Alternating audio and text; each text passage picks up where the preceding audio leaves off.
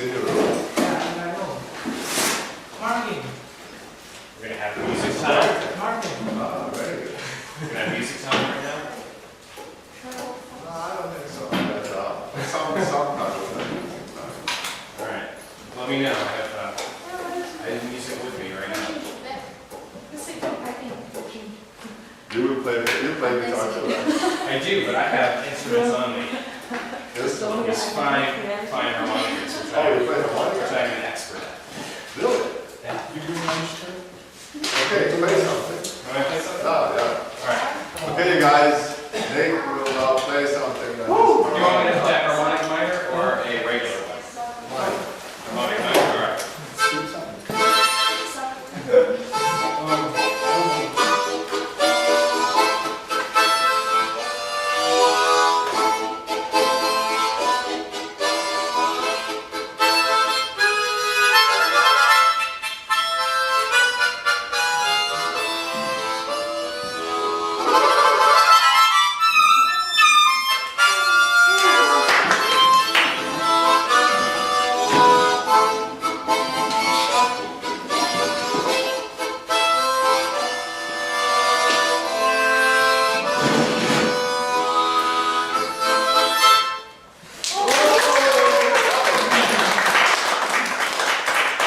Nick, you're really good.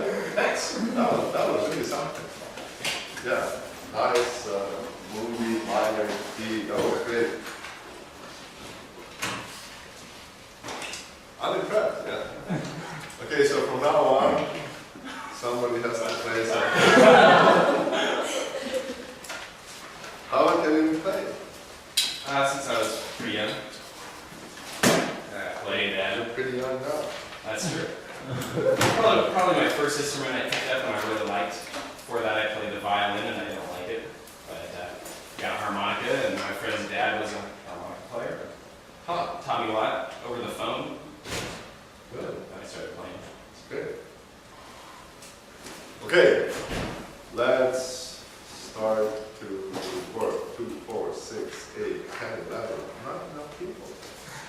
Usually more. So you guys had a midterm yesterday? Yep. Yeah. But you didn't, huh? How was it? Was it good? It was fine. It's kind of Chance class? It's kind of out of the blue. But did you guys think it was kind of out of the blue? I mean, it was not out of the blue if you looked at Yaku's last test. But smart. It didn't correspond to the lecture very well, I thought. I agree. All right. Well, exams are like that. They're not what to expect always. But good exams, you can always learn something when you do it. So that's a good thing. You have to learn how to enjoy these things.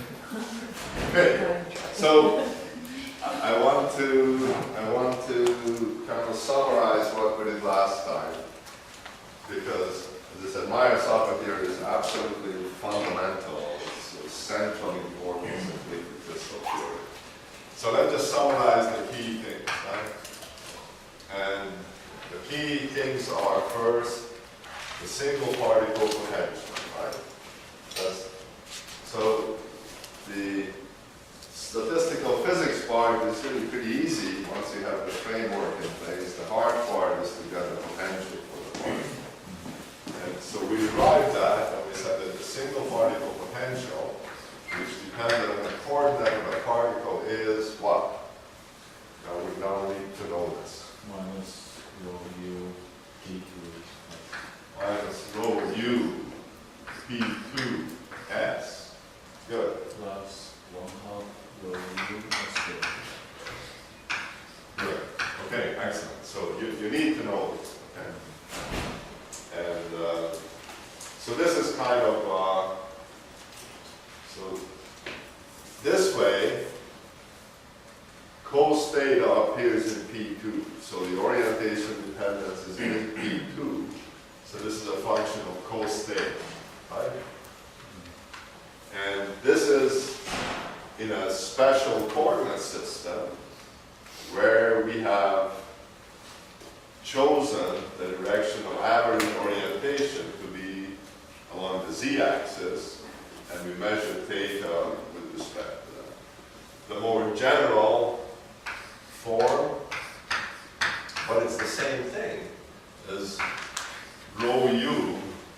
factor of 2/3 here, which is not really important.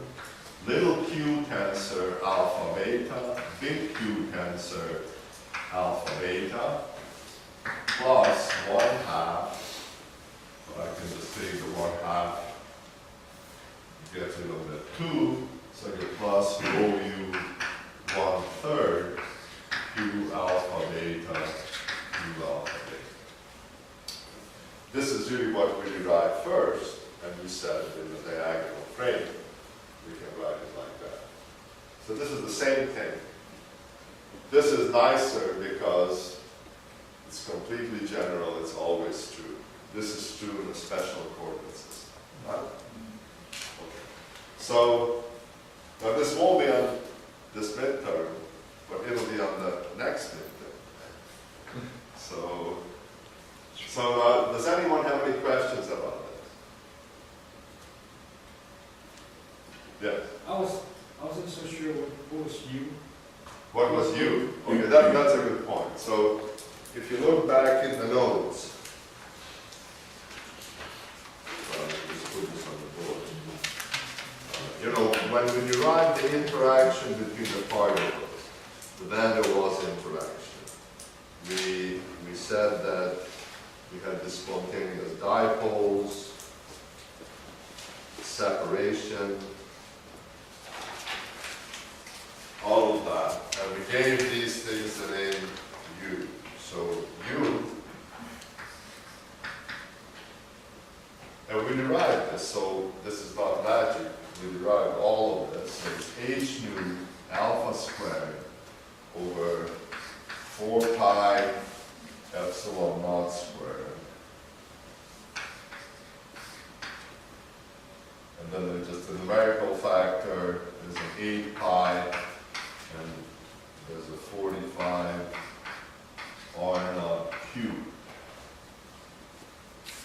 That is U. And so, you know, when we derive the interaction, we just got tired of writing down all this stuff. So let's call it U. Okay, so rho U has units of energy. Rho is a number density of particles. It's a number of particles per volume. And so H is Planck's constant. Nu is the natural frequency of the molecule. Okay, let me come back to that. Alpha is the polarizability. And we know that the polarizability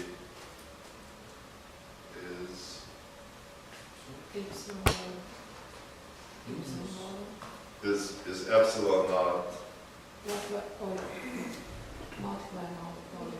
That's the volume, right? So it just goes as the molecular volume. So if you kind of think about this, you can see that this is kind of like the volume squared. And what is R naught? Yeah, R naught we said was when we bring these two molecules together, they bump into each other. We kind of bring them closer than R naught. So it's a kind of a molecular diameter, kind of a, you know, it's shape dependent really, but we just said, well, on the average it will be this. So it's kind of the average diameter of the molecule. So that goes in here. So then if you look at this, now this is volume squared, this is volume, so we end up with a volume here. And then we have an epsilon naught squared, and that cancels with this guy. So as this thing stands, this is just h nu, which is energy. H nu is just the energy of a photon. H nu. We'll talk more about that in optics. So this is energy, and then we are left with volume. And so when you multiply that by the number density, which is 1 over the volume, you end up just with units of energy. And now, we haven't done this in this class, but we could easily do it. We could ask the following question. Suppose we have an atom, which is just a nucleus with this electron cloud. And we could say, suppose we were to take the electron cloud and just move it to the side. Okay, okay, then there will be a force restoring. When we talked about polarizability, we really talked about how this works, right? Inside the electron cloud is a radial electric field, which increases with distance. And if we just take the electron cloud by itself, it has some electric field in the middle, somewhere inside. If you put the nucleus there, which is a positive charge, it will feed a force this way, electron cloud will feed a force the other way. So it's easy to figure out what the spring constant is, which wants these things to come, the centers to come together. It's just like a mass and a spring problem. Okay, because the force, if you were to move the electron cloud to the side, the force increases linearly with distance, with R. And that's exactly what happens when you stretch a spring. So the dynamics in this very simple model is just a spring mass problem. There's a spring constant, which you can calculate, and we have the mass of the electron part. You can get the resonant frequency. And we'll do that we'll do that later on. It's really simple, you can just do it yourself.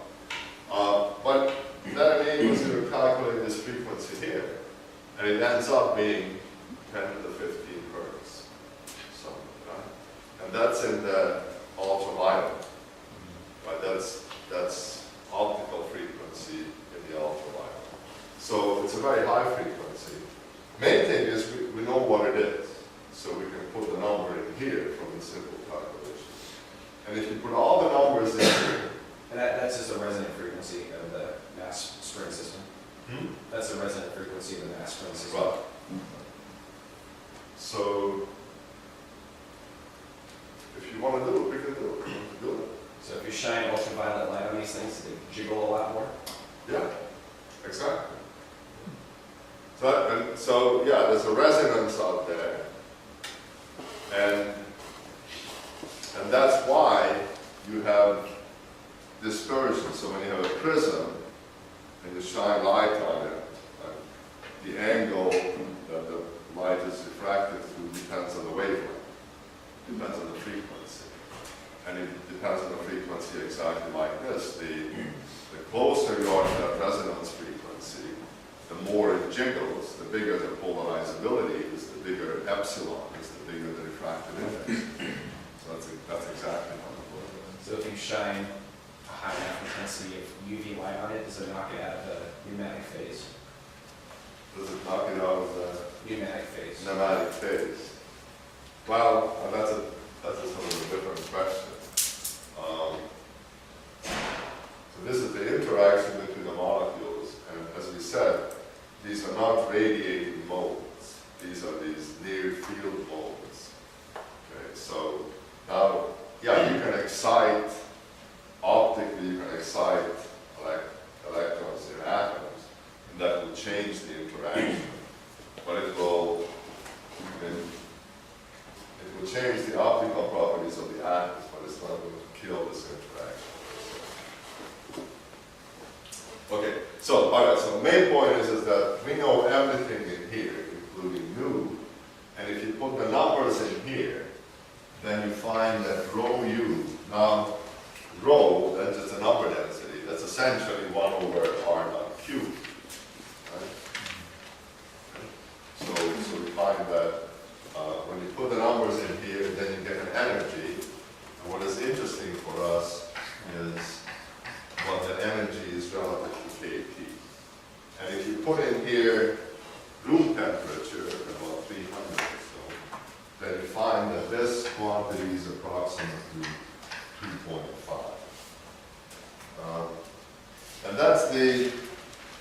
that's the important number, because it tells you that when you're up in the Boltzmann factor, you have a relatively big number. When we look at the interaction of molecules with fields, individual molecules with electric fields, we found that the energy over kT was really, really small, remember? Tiny. So that's why you can't align molecules, individual molecules with electric field. But the molecular field, is strong enough that the energy is bigger than the KT. So it can overcome the disordering effects of entropy. That's why it needs light. Okay. So, all right, so this is kind of the essential feature. This is what we derive from first principles. We can write it this way, and we know how big this rho u, or how the u is, how the rho u over kT is. And then once we have it, we can immediately calculate the partition function. Yes? Before we go to the part, I want to ask a question. When we start the theory, we begin with the field of the dipole, which the distance of the tester charge is much farther than the distance between the dipoles, right? Say The tester charge, the point you want to calculate the potential, the distance between the point and the dipole is much bigger than the distance between the two charges of the dipole, right?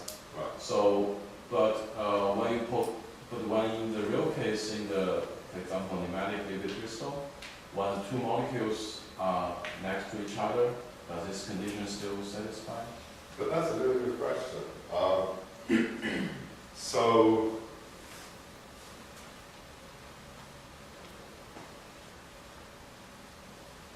So first of all, we don't really have ideal dipoles in a sense of point charges being separated.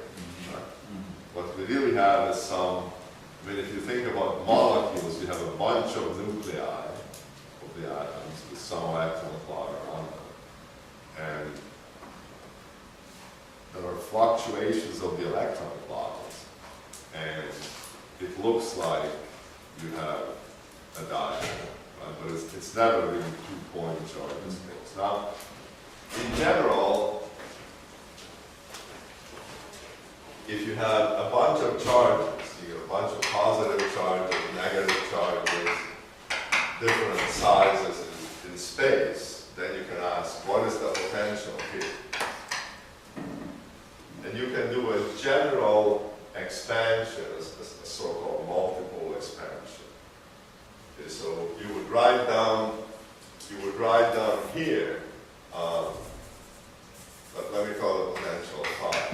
You would write down here that you would have a potential due to particle 1, 2, 3, 4. So V1 plus V2 plus V3. And all of these are a position. So I want to know what the potential is at this point here. And I would have to measure the distances of all these charges. So all of these guys would depend on those distances. And then you could say, well, if I'm far enough away from those, I can do a Taylor series expansion. I could say that all of these distances could be thought of as this vector plus some relatively small vector. And when you do that, then you can say that approximately this will look like the total charge divided by 4 pi epsilon naught r. Of course, that's not exactly true, but if you go far enough away, that will become true. And then the next term will be the total dipole moment. So it's going to be qi measuring the total dipole moment from the central point divided by 4 pi epsilon r squared. And like this. And so this is called the general multiple expansion. And you can do it for any charge distribution, including fluctuations of electron clouds in molecules. So you're absolutely right. The field out here is not just a dipole field, it's more complicated. But we know that for a neutral molecule, this term is 0. So this will be kind of the leading term. So we just approximate what really happens by just saying, okay, let's assume that this is the biggest effect and this is like a dipole. So it's approximate, seems to work okay. So the reason for that is that if it wasn't a dipole field, then we wouldn't have an R cubed dot, we would have some other kind of dependence. What it looks like, it scales with density like that. So that kind of indicates that this expression. So when you do Taylor theory, you also have to make sure that you're talking about a small quantity when you do Taylor theory. That means this is only valid when the point you want to calculate is far away from the molecule. So, Well, but the situation is not even as simple as this, because what you have is an electron cloud here. So you have some nuclei, and then you have some cloud here. And this cloud is such that if it wasn't fluctuating, the field outside would be zero. But it fluctuates. Okay, so it's some kind of non-uniform density of this electron cloud which is changing in time. And so we're just approximating the potential of that. We know that this term is there. So we're approximating the potential by this leading order. Right, but I think what he's saying is that that's a fine approximation as long as we're far away from the particle. But what happens when you get two really close together and that R value is not much bigger than the separation charges? But what I'm saying is that this whole idea of separation of charges is kind of murky.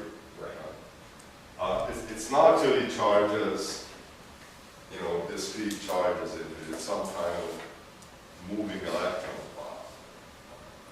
And so, it could still be that this is a reasonable approximation. Even if you have, suppose that you just have a spherical situation. So,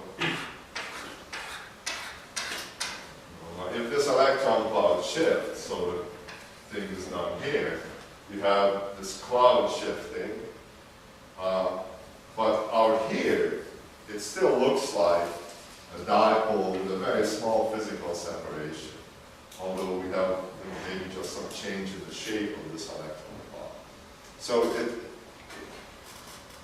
just because the atom is big, it doesn't mean, just because this object is big, it doesn't mean that the field out here couldn't be reasonably represented as a dipole field of lowest order. But in this case, even if you are really close, even if you were right here, and the electron cloud shifted just slightly, it would still look like a really good dipole field. So the point is, the distance between two molecules is much bigger than the effective dipole distance. Maybe, I don't know. Well, the fact is that that's the lowest order thing that you can have, right? And so that's typically what you try to do.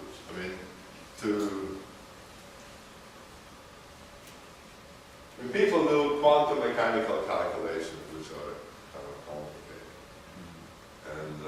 And I think generally it is found that for the attractive part of the energy, the dipole approximation seems to work reasonably well. So,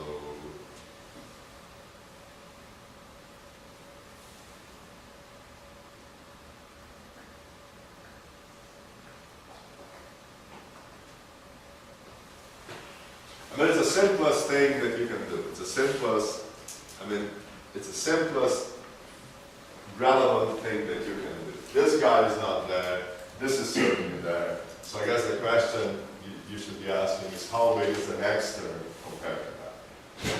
How big are the subsequent terms compared to that? The other problem also is that the other molecule is not a point polarizable object. It's an extended object. So, because that's the other thing we said. We said that here the field is like a dipole field, and then we end up with a dipole moment. But, that would be true if we had a polarizable point particle, but it's an extended object too. But we kind of approximate its overall behavior as though it were small. So the approximation is pretty severe, but this is just lowest order explanation. On the other hand, it seems to work relatively well.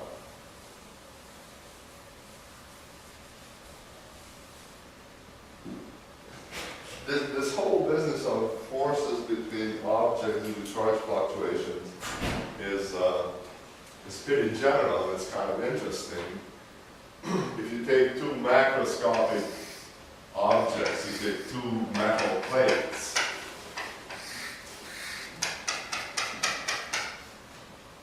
just, two pieces of aluminum, say. These will attract each other too, for the same reason. You have spontaneous charge fluctuations here, which then polarize this guy, and these are attracted together. And this force is called the Casimir force. And so people study this, and what we are talking about is kind of a special case of this for molecules, what it's true for everything. These forces are not big, but they're measurable. And I think that people have studied them for certain simple shapes, but even for ellipsoids, this problem hasn't been done. So this is aluminum, Anything, anything. But for metal, should that be slightly different with the dielectric material? It works for anything. I think the force is bigger for metals. So you gotta see how much of these wherever you want. Because metal are easier to be dipole, so they use stronger dipole force. And the energy is bigger. Yeah, you sort of have, to simplest case, you have an image over here, right? If you, if you know that you put a charge here, and then you have an image charge here, well, same is true for dipole. So there are vacuum fluctuations which then cause essentially image dipoles to appear. And once those fluctuations occur, are they fixed? They fixed in time once they occur. So then you have two pieces of metals, they're non-attractive. Then you have this fluctuation which offsets there's some dipole moment in one of the plates, and that induces a dipole moment in the other plates. Does that stay like that, or does that go away? And then no, this is fluctuating, and this is fluctuating. Actually, I think what happens is that there's vacuum fluctuations in between, the spontaneous fluctuation there, which polarizes both objects. And then they pull together. But yeah, this is all going on at the time. And there are parallels to that, non-electrical parallels to this kind of thing in other systems, even in crystals. But okay, so the bottom line is that this is really an approximation, and it doesn't seem like it's a particularly good approximation, but it's the simplest thing that you can do that works, and it seems to work reasonably well. Okay.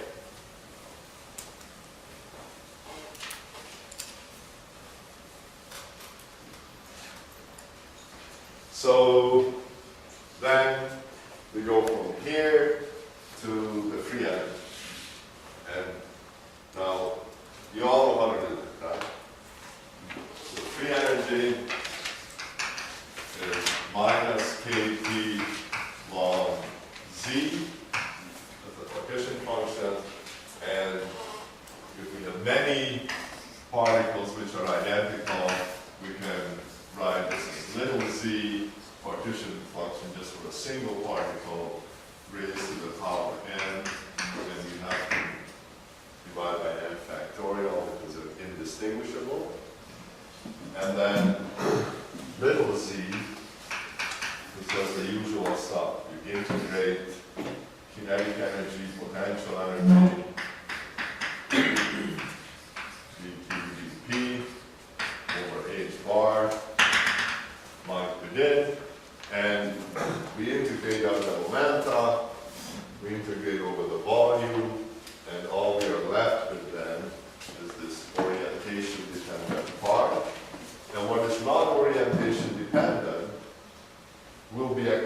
constant out here, it will be a constant out here. And because we have a logarithm, it will be an additive constant, and we can ignore it. So we actually have to do this, and I guess Nick pointed this out, is this integration over momenta over p phi that produces the sine theta term that we end up with at the end. When we go through all this, then we can write for the free energy per volume, substituting in that expression. Now, is everybody happy with this? It's pretty clear. You substitute this guy in here, everything is settled down. You get 1/2 rho squared us squared minus rho kt ln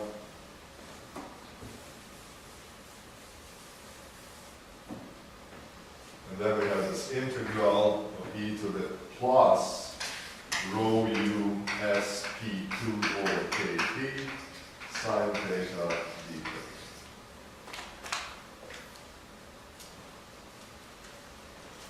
And now this is the free energy density of a system that has order parameter x.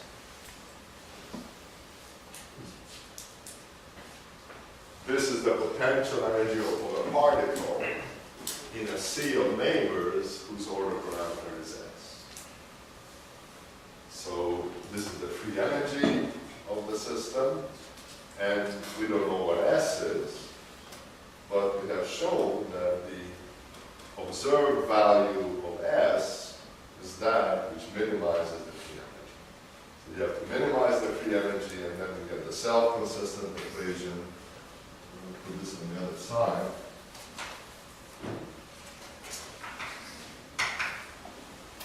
So this is just then really the expectation value of P2, rho u kT SP2 sine theta d theta divided by, say, rho u kT SP2 sine theta. So minimizing that gives us this. And then we find that the self-consistent equation has a number of solutions.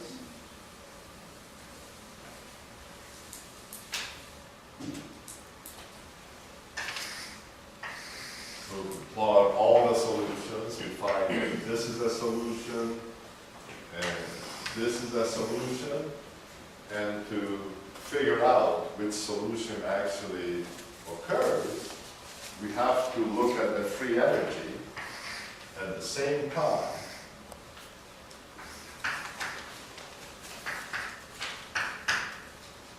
And we have to choose that solution which has the lowest free energy at that particular temperature. As I said,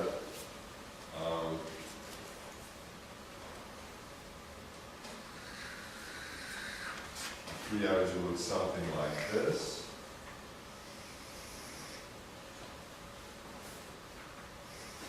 So we're on this branch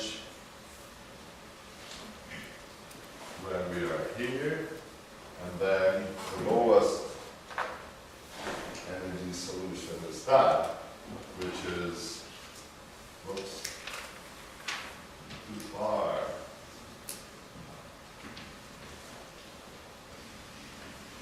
Is this guy here. And if you want to sort of have a sense of the stability, you can also plot the free energy as a function of order parameter at different temperatures. And you will see what happens there. So this temperature is T star, this is T and I, and this is T dash. And the phase transition really occurs here, but this temperature indicates the limit of 3 solutions. After that, there's only 1 solution. And this temperature here indicates the point where the free energy changes, the curvature changes sign, it goes from concave upwards to concave downwards. So your assignment is to calculate these 2 curves really accurately. It's really important to know that. We want to know what is the temperature difference between these guys. Now it turns out that these points have experimental significance. So if you take an aromatic liquid crystal down here, it has some high order parameter, and now you suppose you start to heat it. So you heat, you move over here. But if you now remember the other picture, I hope you remember the other picture, free energy as a function of S at different temperatures.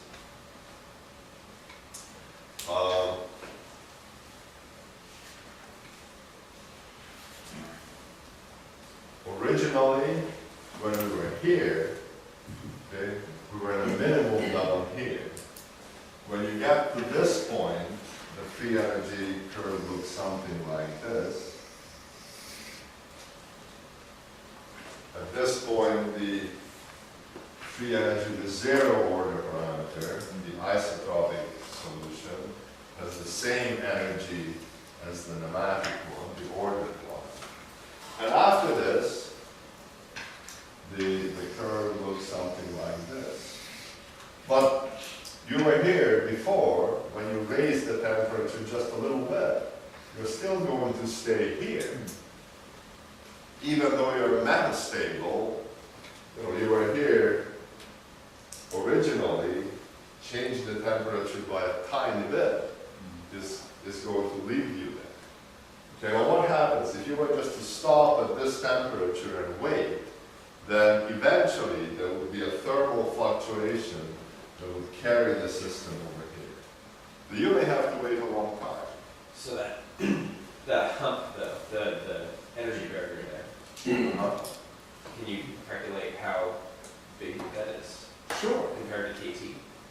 of course. We have the expression here. You can plot this curve, you can figure out exactly how big that is. And how big is that compared to KT? Well, I don't remember offhand, it's pretty small. What is it? So then they're just going to get knocked out. So, Yeah, well, okay. Yeah, well, the other thing I wanted to mention is that this distance here is pretty small. So that's another point, that even if your system is not completely homogeneous, that could have a big impact on it. But before talking about the numbers, let me just say qualitatively what happens. So the point is that you can get here, you're in this minimum here. You can go a little further, you still stay in this minimum. But if you wait a long time, you'll get knocked out of that. So if you go a little further, you'll still be in that minimum, but now you don't have to wait so long to be knocked out of there. And eventually you'll get to a point where, the tiniest thing will knock you out of there. And after that, there's no flat space there at all. So this point kind of indicates the upper limit of superheating. Superheating is when you heat a system to a temperature above the transition temperature. So when you are heating up the system, you can come all the way to here, in principle. Okay? But like I say, here you can stay for a little while, then you will get knocked out. Now how soon you get knocked out depends on how big your system is, how big the fluctuations are. But certainly above this temperature, there's no more pneumatic state, no matter what. So this is the physical significance of T dagger is the upper limit of superheating.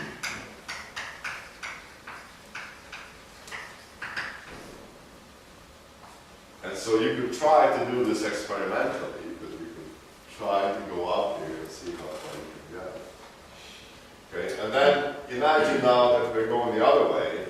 Suppose that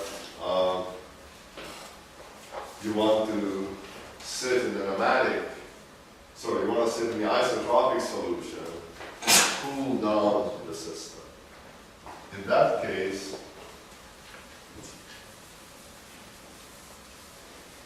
the relevant curves are, okay, so again, let's suppose that you're a TRI.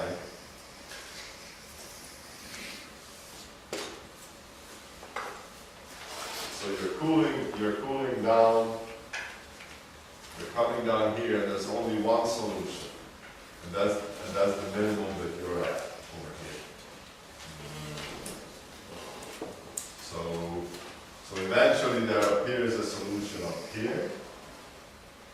Actually that would be over here. But you are down here, so you will never get up there. And then you keep cooling down. Finally you get to this point. Now the energy curve looks like this. You're still here. Now if you were to wait for a very long time, then you could get carried over here. But you have to wait for a long time. Now, but if you then cool the system more, this gets shallower, and this goes down, but you're still here. But now you don't have to wait so long to get back over here.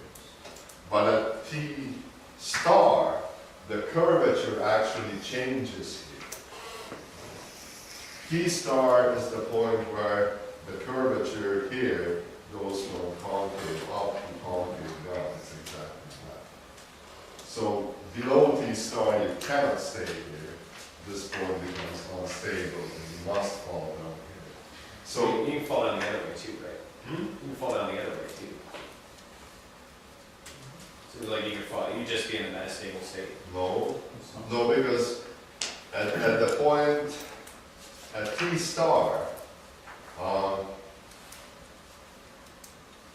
T star, this minimum disappears. Right. So the function just comes down and it becomes completely flat here. Right, and at that point, And then it goes down there. and at that point, you just have a random walk, right? And Well- for that, at that one point, until it starts moving. then you That's go right. up. So at this point, you have sort of neutral stability, but if you cool below that, then you will have a thing like this and a very shallow minimum here. So it's true that you could end up in here, but again, this is so shallow that you would get non-loop. So this T star is then the limit of supercooling.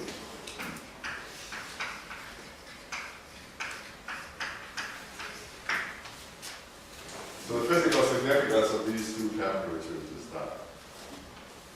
So, if you at the T and I point, you have an energy barrier like that, but the two states are of the same energy. Right. So they have the same possibility to jump from here to here or from here to here, Yes. right? Yes. So if you wait long enough, maybe it will be isotropic sometime and liquid crystal status sometime. But if you wait longer, it may turn back, right?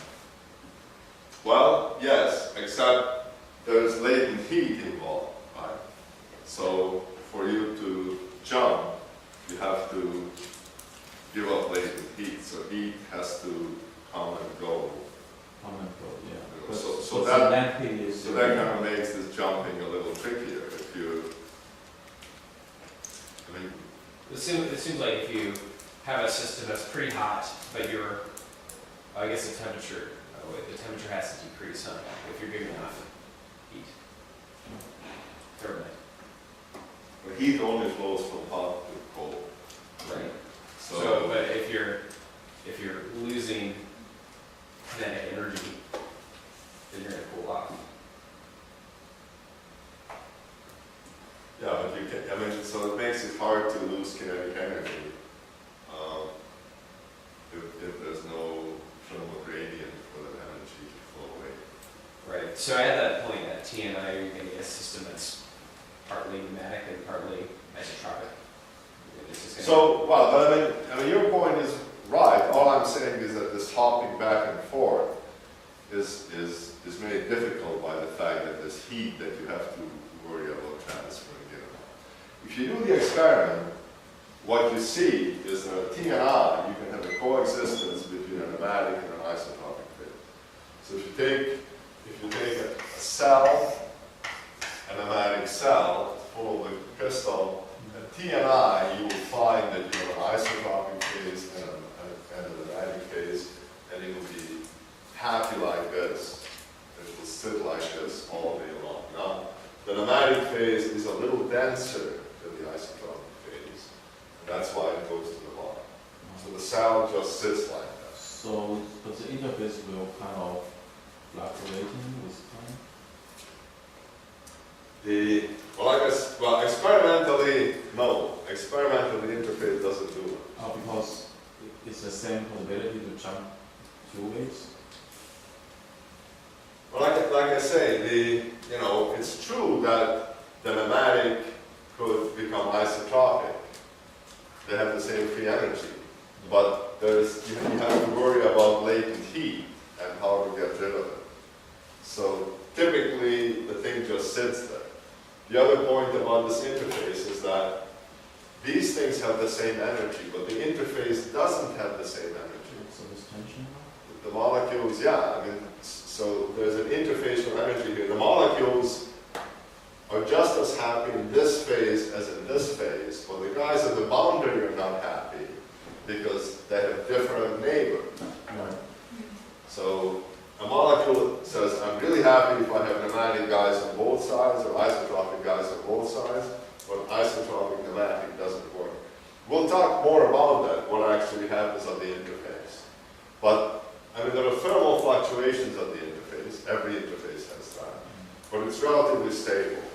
And what you see experimentally is that if you heat up a pneumatic sample slowly, then typically what you see is that as you heat it, this interface will just move down. And if you stop heating it, it stops, and if you cool it, the interface will go up. If you do things fast, then you see all kinds of crazy things. A little pneumatic belt that's appearing everywhere, and these grow less. Stuff like that happens. Okay, so that's the situation. And you can determine all of these temperatures experimentally, but it's not easy because this total temperature range is about 0.1 degree. It's pretty small. But this one is relatively easy to determine because at this point, this guy here is flat here. And that means that changing the order parameter from 0 is pretty easy. Right? You're not going up or down. Because at least, lowest order terms in the tailors here, this is flat. So you can have big fluctuations in the order parameter. You can measure those experimentally. So there are ways of measuring T star separately from T and I. We'll come back to that. Okay, but the picture that you expect to, the picture you expect to see then is this, except this is a little stylized. If you actually do a plot where you want to show appreciable regions of this, you will not see this bar. This guy is really, really small. To see this, you really have to kind of magnify what happens right in this region. So when you do your simulation and you don't see this, first of all, don't panic. You just have to get a magnifying glass and put it there, then you see it. I'm sorry, what is the x-axis on that? Is that order parameter S? Yes, this, here, this is X. Okay. Let's make sure. And this is 10. Okay, let's move over to the lab.